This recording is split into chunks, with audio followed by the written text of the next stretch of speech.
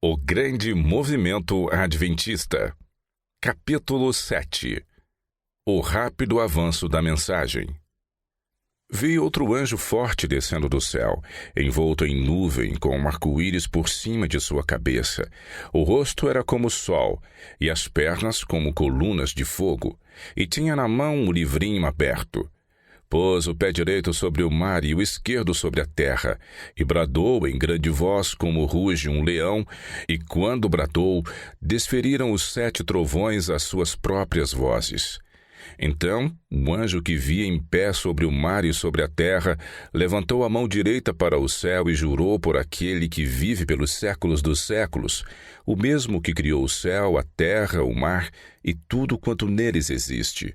Já não haverá demora, mas nos dias da voz do 7º anjo, quando ele estiver para tocar a trombeta, cumprir-se-á então o mistério de Deus, segundo ele anunciou aos seus servos, os profetas. Apocalipse 10, de 1 a 7. Anjos, símbolos de mensageiros humanos. Como já demonstramos, a obra de pregar o Evangelho foi confiada a homens, e o Senhor prometeu abençoar este instrumento até o fim do mundo. Por conseguinte, o anjo que dá essa mensagem deve simbolizar uma mensagem de tempo a ser pregada aos habitantes da terra. A mensagem é proclamada de um livro aberto, claramente indicando que ele antes estivera fechado. Esses mensageiros são muito estimados por Deus, pois o arco-íris, símbolo de sua aliança, está sobre eles, e eles estão vestidos com a luz da glória de Deus, e proclamam a mensagem com a autoridade do Criador de todas as coisas. Então, aqui temos uma mensagem de tempo que no passado estava selada, mas que agora está sendo proclamada a partir de um livro aberto. Nos capítulos anteriores, ficou evidente que Deus designou o momento exato de conceder luz quanto ao fim do grande período profético, os 2.300 dias, chegando ao juízo investigativo.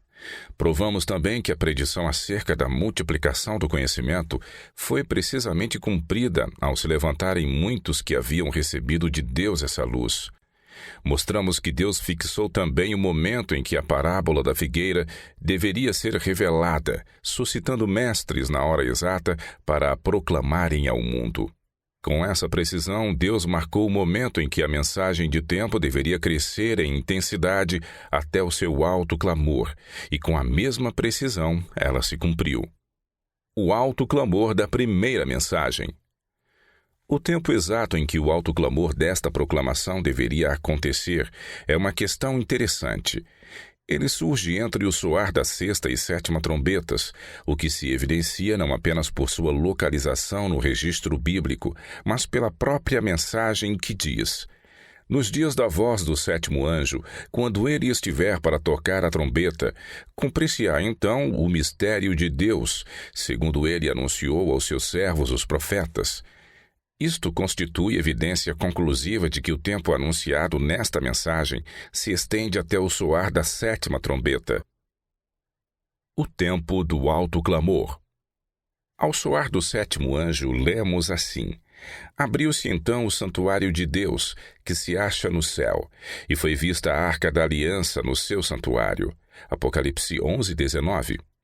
No serviço do santuário terrestre, o compartimento onde a arca ficava, o lugar santíssimo, abria-se apenas uma vez por ano. Isso acontecia no dia da expiação e tinha por finalidade apagar os pecados, purificar o santuário. O tempo referido pelos profetas em que deveria ocorrer esta obra de purificação, a ser realizada por Cristo, é ao fim dos 2.300 dias. Daniel 8:14.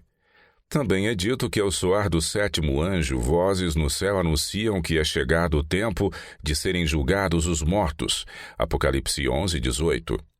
Esse símbolo profético de Apocalipse 10 aponta para o momento em que essa mensagem deve avançar com grande voz e, por fim, como quando ruge um leão. De acordo com essa profecia, o tempo em que a mensagem deveria crescer até o seu alto clamor vai desde o fim da 6ª trombeta até o fim dos 2.300 dias, o fim do período profético que termina na purificação do santuário. As 4 primeiras trombetas se cumpriram nas guerras dos godos, vândalos, hunos, etc., que dividiram Roma ocidental em 10 partes ou reinos.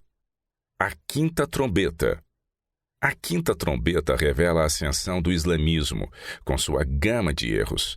Especialmente, porém, revela o período de 5 meses ou 150 anos literais, a partir do momento que tinham sobre eles um rei. Em 27 de julho de 1299, Otman, também chamado de Osman I, fundador do Império Otomano, invadiu o território da Nicomédia. A partir desse momento, os otomanos assediaram e atormentaram o Império Romano Oriental até 27 de julho de 1449, ou seja, o exato período de 150 anos durante o qual soava a 5ª trombeta. Nessa ocasião, os turcos vieram com seus exércitos contra a própria cidade de Constantinopla, fazendo uso de pólvora na batalha. Mediante um pesado canhão de artilharia, que o historiador Edward Gibbon disse requerer 60 bois de tração para transportá-lo, dispararam grandes pedras contra os muros dessa cidade. O término da 6ª trombeta. Por esse tempo morreu João VIII, paleólogo considerado pelos historiadores como o último imperador bizantino.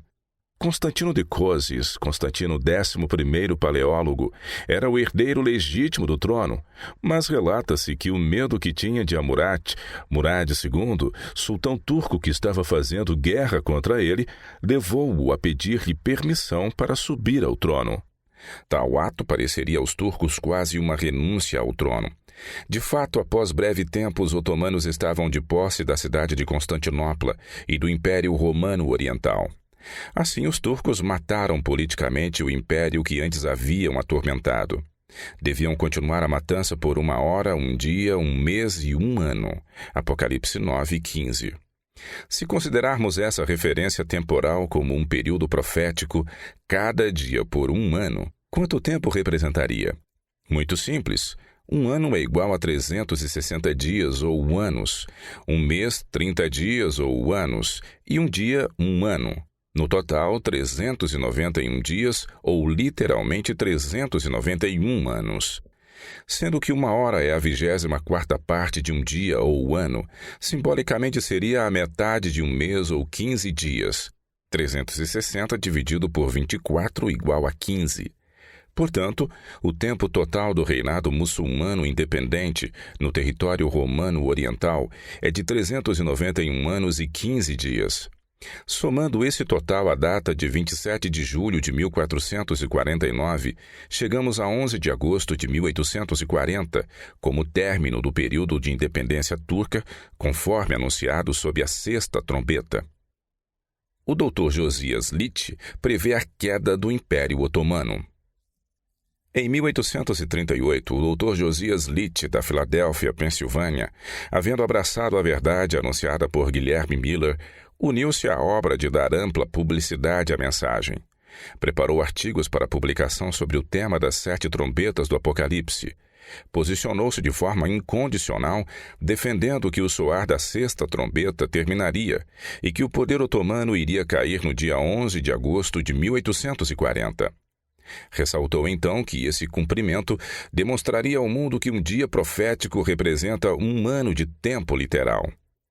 Alguns dos irmãos, mesmo dentre os que criam nesse ponto como ele, temeram quanto ao que resultaria caso o evento não ocorresse como predito.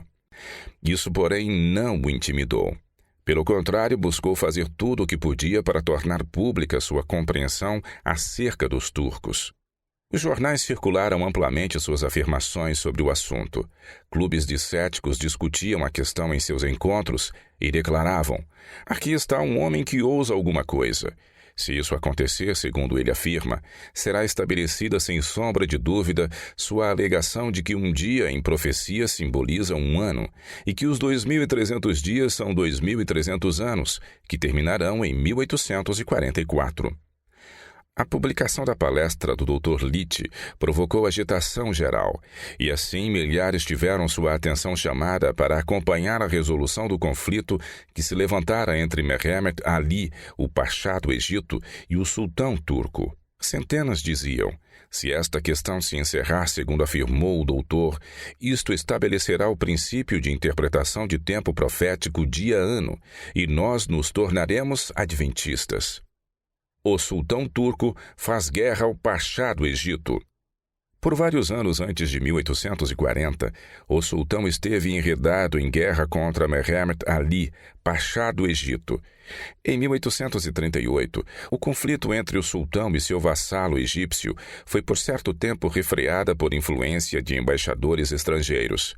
Em 1839, no entanto, as hostilidades reiniciaram e prosseguiram até que, em uma das batalhas, o exército do sultão foi totalmente destruído e sua frota tomada por Mehemet e levada para o Egito.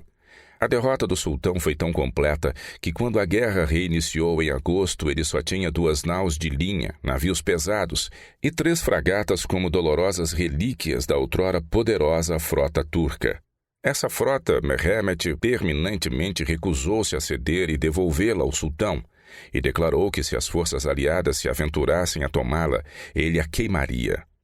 A questão permaneceu nesse pé até que, em 1840, a Inglaterra, Rússia, Áustria e Prússia se interpuseram e determinaram uma solução para o impasse.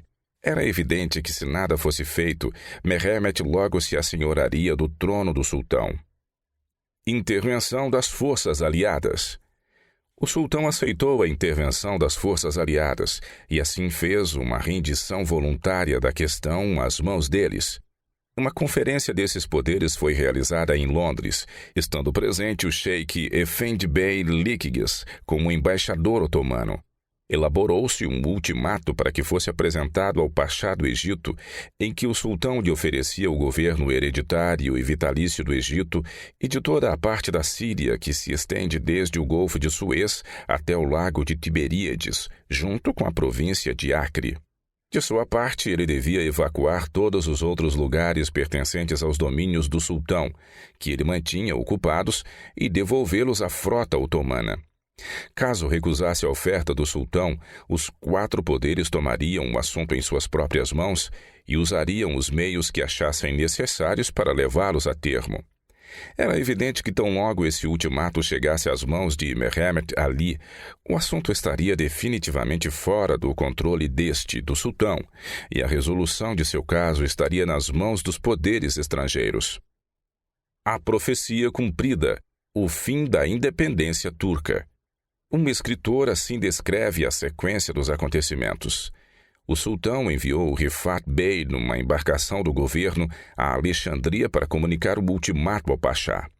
Este foi posto em suas mãos e dele se encarregou no dia 11 de agosto de 1840. No mesmo dia, uma notificação foi enviada pelo sultão aos embaixadores dos 4 poderes, indagando que plano seria adotado caso o Pachá se recusasse a cumprir os termos do ultimato. Eles responderam que já haviam feito os devidos preparativos, que ele não devia se preocupar com qualquer eventualidade que pudesse surgir. Nesse dia, o período de 391 anos e 15 dias previstos para a supremacia do poder otomano terminou, e onde estava a independência do sultão, desapareceu. Desde aquela época até agora, o sultão foi obrigado a agir sob as ordens dos poderes e observá-los se apoderando pouco a pouco do seu reino, que finalmente foi desmembrado. Despertado o interesse público na profecia. Esse marcante cumprimento da profecia teve tremendo efeito sobre a opinião pública. Intensificou o interesse das pessoas de ouvir sobre profecias cumpridas e se cumprindo. O Dr. Leach afirmou que no espaço de poucos meses após 11 de agosto de 1840, havia recebido cartas de mais de 1000 notáveis infiéis, alguns deles líderes de clubes. Nessas cartas, eles afirmavam que tinham desistido da luta contra a Bíblia e a aceitavam como revelação de Deus ao homem. Alguns deles se converteram totalmente a Deus, e vários se tornaram poderosos oradores num grande movimento do segundo advento. Alguns se expressaram da seguinte maneira ao Dr. Leach: dissemos que os expositores da profecia faziam menção das obsoletas páginas da história para fundamentar suas alegações de cumprimentos proféticos. Neste caso, porém, temos fatos reais diante de nossos olhos. Para ilustrar a forma pela qual a mensagem do advento começou a avançar em alta voz, justamente ao final da sexta trombeta, observemos um caso que me foi relatado por um dos protagonistas desta mensagem. Em 1840, Williams, um grande fabricante de tendas e velas para navios de Rochester, Nova York, aceitou a mensagem e convidou os irmãos Miller e Himes para que viessem a Rochester a fim de pregar aos milhares de moradores daquela cidade. Eles, porém, responderam que não dispunham do valor necessário para conseguir um salão grande o suficiente para acomodar todas as pessoas. Ao que ele replicou: "Tenho uma tenda circular de 37 metros de diâmetro. Vou levantá-la, armá-la e tomar as devidas providências, gratuitamente. Venham e proclamem a mensagem." Eles vieram, contou-me ele, e a tenda não foi capaz de acomodar nem a metade dos que queriam ouvi-los. Coloquei então uma emenda de 12 metros, resultando numa tenda que media 49 por 37 metros. Ela ficava lotada diariamente, não obstante, centenas ficavam do lado de fora, todos muito ansiosos para ouvir a palavra. Centenas proclamando a mensagem. Para atender esse crescente interesse, fez-se uso de grandes tendas. Durante o verão, reuniões eram realizadas nos bosques. Algumas das maiores igrejas e salões públicos foram utilizadas durante o inverno, e todas ficavam lotadas em sua capacidade máxima com ouvintes interessados.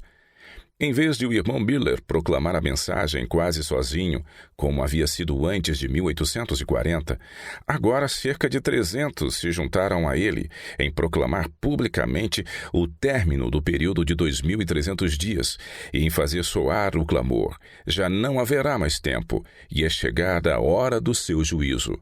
Podemos ver que, ao chegar o tempo determinado por Deus para que a mensagem avançasse ao redor do mundo, sua palavra se cumpriu. E milhões foram movidos com o desejo de atender ao chamado. O que aconteceu no movimento nos Estados Unidos aconteceu também em outros países.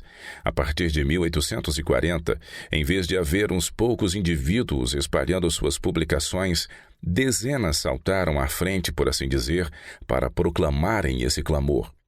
Na Inglaterra, apenas da Igreja Anglicana, havia 700 ministros proclamando a mensagem, sem contar outras dezenas de pessoas envolvidas na mesma obra. Em mais de 20 das principais nações da Terra, uma mensagem se espalhava com tamanho zelo que levou os observadores a dizer: "Este povo está verdadeiramente levando isso a sério."